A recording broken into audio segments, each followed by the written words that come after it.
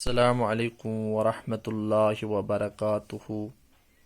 پیارے بچوں، ہم نے جو مضمون لکھا تھا کل، وہ لکھا تھا ہمارا اسکول۔ آج ہمارا جو مضمون ہے اس کو آپ ایسے بولتے ہو، تعلیم کی ضرورت اور اہمیت۔ تعلیم ہر انسان، چاہے وہ امیر ہو یا غریب، مرد ہو یا عورت، کی بنیادی ضرورت میں سے ایک ہے۔ یہ انسان کا حق ہے جو کوئی اسے نہیں چھین سکتا۔ اگر دیکھا جائے تو انسان اور حیوان میں فرق تعلیم ہی کی بدولت ہے۔ تعلیم کسی بھی قوم یا معاشرے کے لیے ترقی کی ضامن ہے۔ یہی تعلیم قوموں کی ترقی اور زوال کی وجہ بنتی ہے۔ تعلیم حاصل کرنے کا مطلب صرف اسکول، کالج، یونیورسٹی سے کوئی ڈگری لینا نہیں، بلکہ اس کے ساتھ تمیز اور تہذیب سیکھنا بھی شامل ہے۔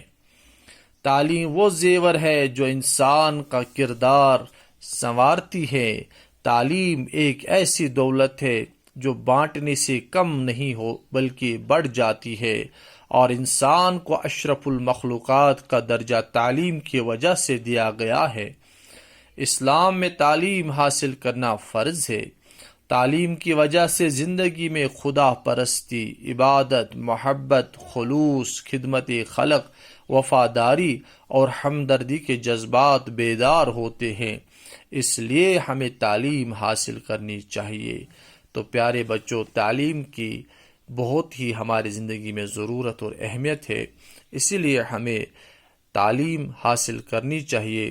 اور تعلیم حاصل کرنے کے لیے بولا جاتا ہے کہ اگر چین بھی جانا پڑے تو چین بھی جاؤ، چونکہ عرب سے چین اس وقت بہت دور تھا، اسی لیے وہاں پر فرمایا گیا۔